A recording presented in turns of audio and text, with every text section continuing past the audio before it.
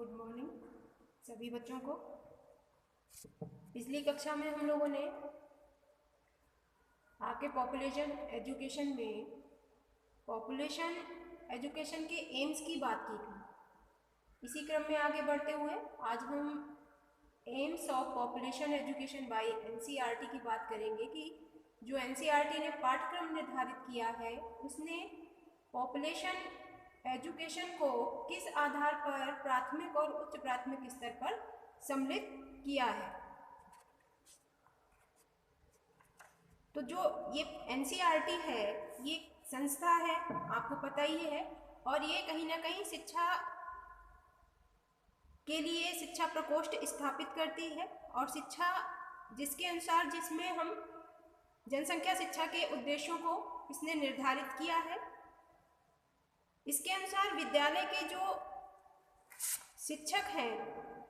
और शिक्षकों की जो शिक्षण इकाइयां तैयार करने का जो अभिनव है प्रदान करना है, साथ में इससे छात्र बढ़ती जनसंख्या और उससे उत्पन्न समस्याओं के विषय में भी रुचि लेंगे। विद्यालयों में जनसंख्या शिक्षण के लिए उपयुक्त सामग्री तैयार करना, चयनित विद्यालयों में पाठ्यक्रम सामग्री क्रिया के रूप में प्रयोग करना तथा सफलता मिलने पर बड़े पैमाने पर लागू करना और जनसंख्या शिक्षा के कार्यक्रम हेतु क्रियानुसंधान की व्यवस्था करना और कार्यक्रम को सफल बनाना, साथ में कार्यक्रम के अंतर्गत आने वाले छात्रों की निष्पत्ति का मूल्यांकन करना एवं कौशलों का विकास करना। इन उद्देश्यों से स्पष्ट है कि जनसंख्या शिक्षा की परिस्थिति जो कहीं ना कहीं संकुल का ध्यान रखा जाना आवश्यक है। परिस्थिति में इकोलॉजी कॉम्प्लेक्स की हम बात करते हैं, जिसमें आपके डंकन महोदय थे, उन्होंने कहा भी है कि वातावरण में परिवर्तन, जनसंख्या की संरचना में परिवर्तन, जनसंख्या समस्या में जूझने के उपाय तथा कारकों की परिस्थिति संकुल बनते हैं।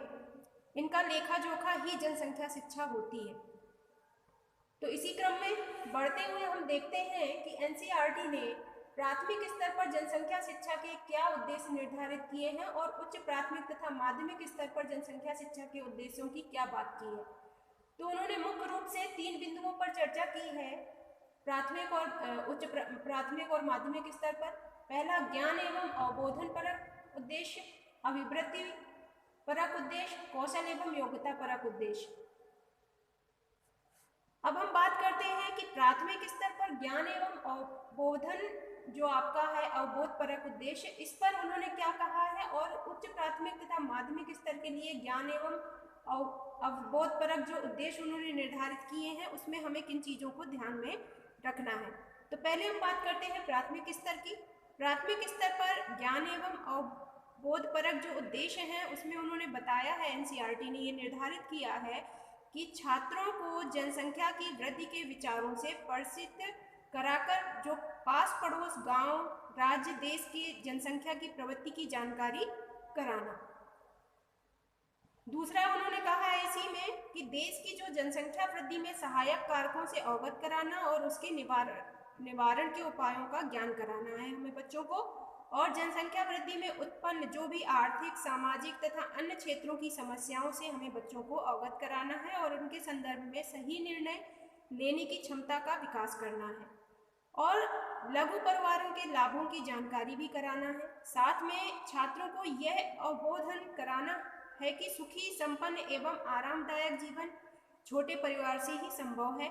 उनको यह भी प्रतीत कराना है कि स्वस्थ जीवन के लिए उचित पोषण एवं अच्छी आदतों का निर्माण आवश्यक है। पौधों तथा जीव जंतुओं के विकास एवं विनाश की प्रक्रिया से भी अवगत कराना है। बात करते हैं अभिवृद्धि परक उद्देश्य की। तो इसमें हमें मुख्य रूप से यह ध्यान रखना है कि बच्चों पर हम इस प्रकार के विचार प्रस्फुटित करें कि जनसंख्या वृद्धि का नियंत्रण देश के प्रत्येक नागरिक का कर्तव्य है, यानी कि छोटा परिवार सुविधापूर्ण और आरामदायक जीवन की ओर अग्रसर होता है। इस भावना का विकास छात्रों के अंदर आपको करना है। उनमें स्वस्थ आदतों के निर्माण के प्रति तत्परता का विकास करना है और परिवार, गांव तथा समुदाय, राष्ट्र के जीवन में आपसी सहयोग एवं उत्तरदायित्व की भावना का भी विकास बच्चों के अंदर करना है, जिससे जनसंख्या वृद्धि में सहायक सामाजिक कुरीतियों और अंधविश्वासों पर चिंतन एवं मनन करना और उन्हें दूर करने की इच्छा उनके अंदर जागृत हो सके और विकसित हो सके। साथ में व्यक्तिगत स्वास्थ्य एवं वातावरण की स्वच्छता के प्रति जागरूकता एवं निष्ठा विकसित करना है, और जो भी अस्वास्थ्यकारी परिस्थितियों को दूर करने एवं आसपास के वातावरण को स्वस्थ बनाने के जितने भी उपाय हैं उन पर पहल करने की प्रवृत्ति का विकास हमें बच्चों पर करना है। इसी क्रम में कौशल एवं योग्यता उद्देश्य को अगर ध्यान में रखें तो इसमें आपको मुख्य रूप से जनसंख्या संबंधी मानचित्रों को पढ़ने का कौशल विकसित करना है बच्चों के अंदर। स्थानीय क्षेत्रों में जनसंख्या संबंधी सूचना एकत्रित करने एवं आंकड़े को संकलन करने का कौशल बच्चों को विकसित करना है। संकलित आंकड़ों और तथ्यों को प्रदर्शित करने की योग्यता का विकास करना है। मानचित्रों में जनसंख्या संबंधी तथ्यों के अंकन का कौशल विकसित करना है बच्चों में। दैनिक जीवन में प्रयुक्त वस्तुओं के रख रखाव एवं दुरुपयोग को रोकने की कुशलता का विकास करना है, और प्राकृतिक संसाधन के संरक्षण एवं उसके उचित उपयोग हेतु विद्यालय दृष्टिकोण को विकसित करना है, यानी उसमें प्रयास करना है। तो इस तरह से हम बच्चों के अंदर एक तरह से ज्ञान एवं अवबोध परक उद्देश्य और अभिवृत्ति परक उद्देश्य और कौशल योग्यता परक उद्देश्यों की बात जो एनसीईआरटी ने की है उसको धीरे धीरे हमें बच्चों के ऊपर इसी प्रकार से सम्मिलित करना है। उच्च प्राथमिक एवं माध्यमिक स्तर पर जनसंख्या शिक्षा के विशिष्ट उद्देश्यों को आप ध्यान में दें तो जब हम ज्ञान एवं अवबोधपरक उद्देश्य की बात करेंगे तो उच्च और माध्यमिक स्तर पर हमें बच्चों को विश्व, भारत, राज्य के संदर्भ में जनसंख्या के आंकड़ों संबंधी जानकारी प्राप्त कराने में की बात करनी है, और जनसंख्या वृद्धि के कारकों की जानकारी कराना, जनसंख्या घनत्व, जन्म दर, मृत्यु दर, प्रवास आदि से संबंधित विचारों एवं जो भी प्रभाव होते हैं उनका अवबोध कराना बच्चों को। तीव्र जनसंख्या के कारण देश के प्राकृतिक साधनों, आधारभूत आवश्यकताओं एवं सामाजिक तथा आर्थिक विकास पर जो भी पड़ने वाला प्रभाव है उनसे उत्पन्न होने वाली जो भी समस्याएं हैं उनका अवबोधन कराना। परिवार के स्वास्थ्य एवं सुविधाओं पर, परिवार के आकार पर, आय के कारण पड़ने वाले प्रभाव की समझ को विकसित करना है। उपलब्ध सुख सुविधाओं के स्तर, कार्यदक्षता की दशा एवं सामाजिक सुरक्षा की वृद्धि में जो कोरिलेशन स्थापित हो सकता है उनके प्रभावों को बच्चों को समझाना है, और जनसंख्या के संतुलन को बनाए रखने की आवश्यकताओं से संबंधित समझ को विकसित करना है। पौधों, जंतुओं एवं पक्षियों के जो प्रजनन की जानकारी से मानव प्रजनन संबंधी जानकारी प्राप्त कराना है, और भारत के आर्थिक तथा सामाजिक योजनाएं जो भी कार्यक्रम चलते हैं उनके बारे में भी हमें बच्चों को अवगत कराना है। छात्रों को उन्नत जीवन जीने की आवश्यकताओं के बारे में भी बोध कराना है हमें माध्यमिक और उच्च माध्यमिक स्तर पर। अभिवृत्तिपरक उद्देश्य की आप बात करें तो अभिवृत्तिपरक उद्देश्य इस प्रकार आप देख सकते हैं कि बच्चों में हम किस तरह से विकसित कर सकते हैं, यानी सार्वजनिक स्थान जो होते हैं ना उनको स्वच्छ रखने की आदतों का विकास हम बच्चों के अंदर कर सकते हैं, और अन्य व्यक्तियों को भी उससे प्रेरित कर सकते हैं। यानी स्कूल और कॉलेज स्तर पर हम बच्चों को इस एक प्रोग्राम बना सकते हैं, स्वच्छता अभियान के तहत उन्हें इस तरह की आदतों को निर्माण कर सकते हैं। साथ में शुद्ध एवं पौष्टिक भोजन की आवश्यकता के प्रति जागरूकता पैदा करना है बच्चों के अंदर, यानी कि क्या भोजन उनके लिए हानिकारक है, स्वास्थ्यवर्धक भोजन किस प्रकार का होना चाहिए, पौष्टिक भोजन क्या होना चाहिए, बैलेंस डाइट क्या होना चाहिए, इसकी बात हम यहाँ पर बच्चों से करेंगे। छोटे परिवार रखने के प्रति उचित दृष्टिकोण को उत्पन्न करना, यानी छोटा परिवार होगा तो जीवन किस प्रकार से होगा, बड़े परिवार में कितनी समस्याएं होंगी, इसकी चर्चा हमें बच्चों से करनी है। जनवृद्धि के कारण बड़े शहरों और भीड़ भाड़, दूषित पर्यावरण, गंदगी, बस्ती की जो भी वृद्धियां होती हैं, स्वास्थ्य संबंधी जो भी असुविधाएं एवं शिक्षा के साधनों में जो भी कमी होती है, इस तरह की कठिनाइयां आती हैं, वह छोटे परिवार में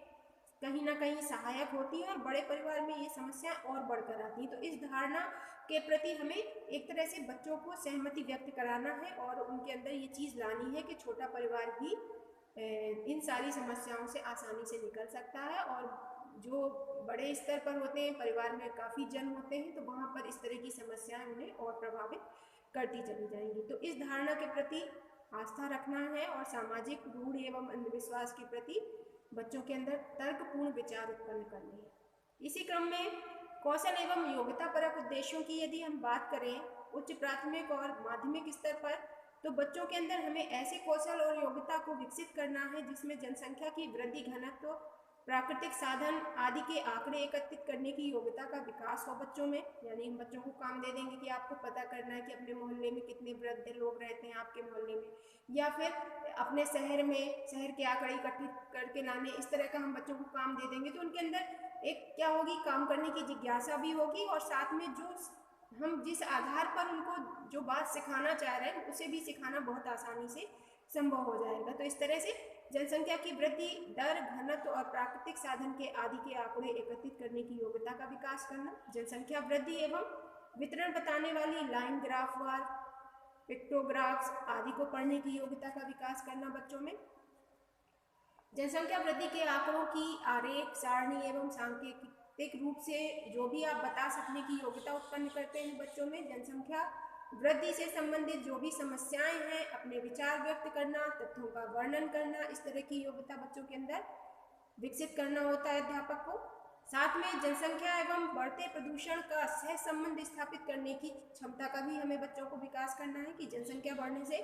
किस प्रकार से प्रदूषण की समस्याएं बढ़ सकती हैं, जनसंख्या की स्थिति एवं समस्याओं को समझने की क्षमता को विकसित करना है। तो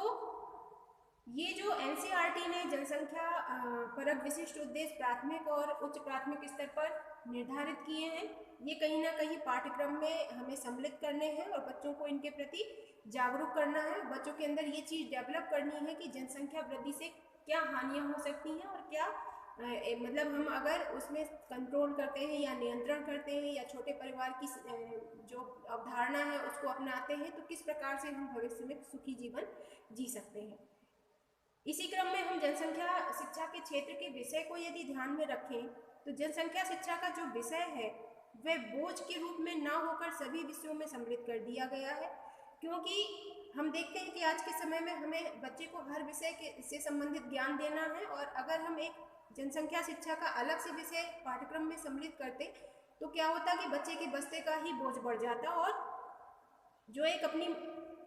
अवधारणा है कि हमें बच्चों को केवल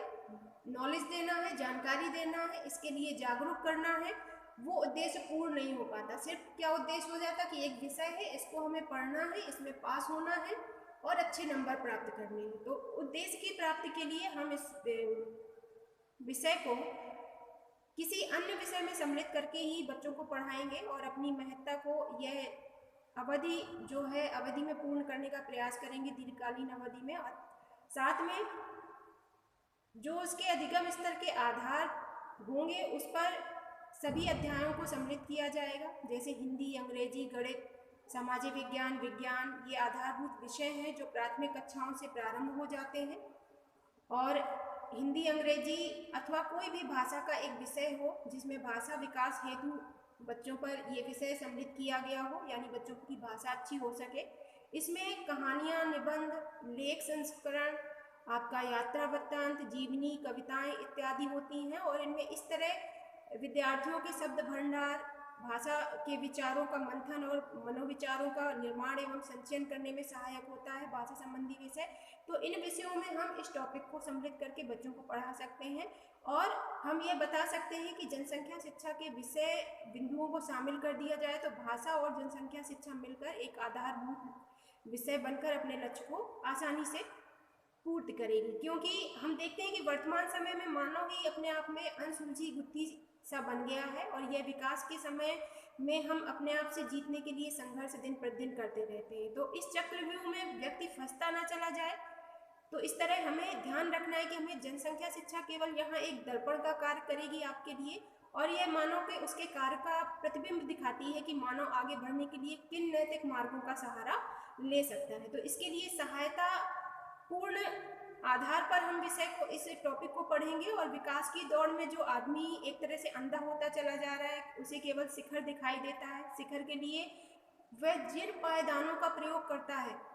वह उसके ऊपर जाने के बाद किस स्थिति में रहती है उसे चिंता नहीं होती है। हम देखते हैं कि व्यक्ति क्या करता है, उसे ऊंचाइयों में पहुंचना है, उसे सारी चीज़ें प्राप्त करनी है, लेकिन वो कैसे प्राप्त कर रहा है, ऊपर स्तर अपने बढ़ाने के लिए किन किन चीज़ों को नुकसान करते हुए वो ऊपर पहुंचा है। तो ये सारी चीज़ों का संतुलन बनाने के लिए, मानव जीवन की गुणवत्ता को बनाए रखने और बढ़ाने के लिए बहुत ही आवश्यक है कि हम बच्चों में इस तरह की निर्णय लेने की क्षमता, समस्याओं को समझने की क्षमता और उन समस्याओं से निपटने की क्षमता का विकास करते रहें। तो इस प्रकरण में आज इतना ही। थैंक यू सो मच सभी बच्चों को, धन्यवाद।